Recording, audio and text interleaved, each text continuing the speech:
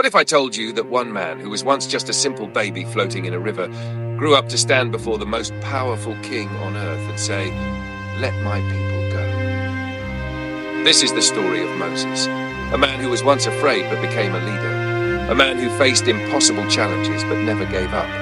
His story is not just about the past, it's about courage, faith, and never letting fear stop you. A long time ago in Egypt, there was a cruel king named Pharaoh. He ruled over a group of people called the Israelites, forcing them to work as slaves. He was afraid that they were becoming too strong, so he made a terrible law. Every baby boy born to the Israelites must be thrown into the river and drowned. But one mother refused to let her baby die. She hid him as long as she could, but soon she knew it was too dangerous. So, with tears in her eyes, she placed him in a small basket, kissed him one last time, and let the basket float down the river. As the baby drifted away, something amazing happened. Pharaoh's own daughter, the princess of Egypt, saw the basket. She picked it up, looked inside, and her heart melted. "This must be a Hebrew baby," she said. "I will raise him as my own." She named him Moses, which means drawn out of water. Moses grew up in the palace with riches, food, and everything he could ever want. But deep inside, he always felt different. He knew he was not an Egyptian, he was an Israelite. One day, Moses saw an Egyptian man beating an Israelite slave. Anger filled his heart. He couldn't stand by and watch. In a moment of rage, he fought the Egyptian, and the man died. Moses looked around. What had he done? He knew Pharaoh would punish him. He had no choice but to run away. Moses ran far into the desert, leaving behind his royal life. He became a simple shepherd, taking care of sheep in the mountains. He thought his story was over, but God had bigger plans for him. One day as Moses was leading his sheep, he saw something strange. A bush was on fire, but it wasn't burning up. The flames were bright, but the leaves stayed green. Then a powerful voice spoke from the fire. "Moses, Moses." Moses froze. Who is speaking?" "I am God," the voice said. "Take off your sandals. You are standing on holy ground." Moses took off his sandals and fell to his knees. "I have seen my people suffering in Egypt," God said. "I am sending you to tell Pharaoh, 'Let my people go.'" Moses shook his head. "Me? I can't do that. I'm not important. I don't speak well. Pharaoh won't listen to me." But God answered, "I will be with you." Moses still felt afraid, but he took a deep breath and said, "Okay, I will go." Moses returned to Egypt, standing once again in Pharaoh's palace. But this time he was not a prince. He was a messenger of God. He looked Pharaoh in the eye and said the words that would change history. "Let my people go." Pharaoh laughed. "Why should I listen to you?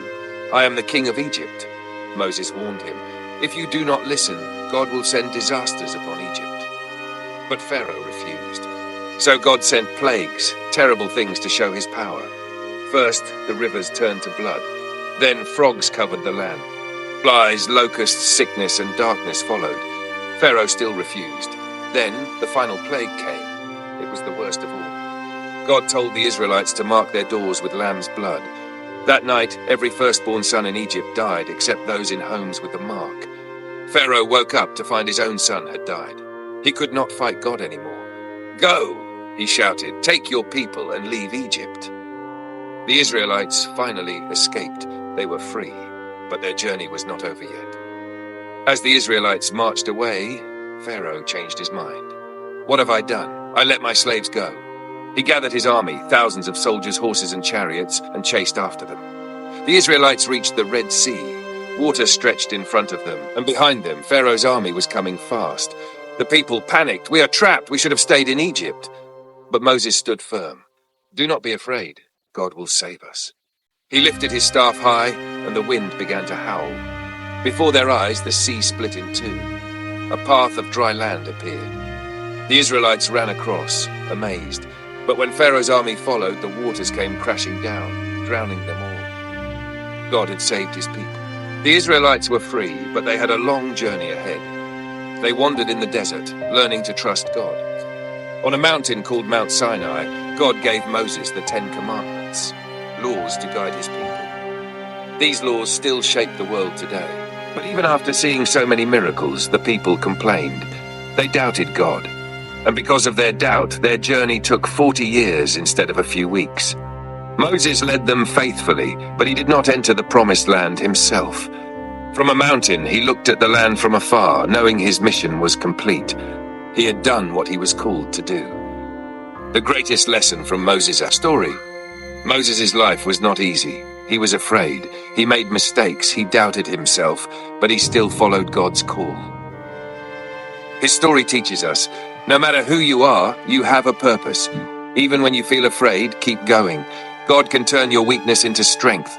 When you face something impossible, trust that God is making a way. Now ask yourself, what is your Red Sea? What is your Pharaoh? Are you ready to step forward in faith, just like Moses did? Because if Moses, a simple man with doubts and fears, could change history, what's stopping you from doing something great too? If this story inspired you, don't forget to like, share, and subscribe.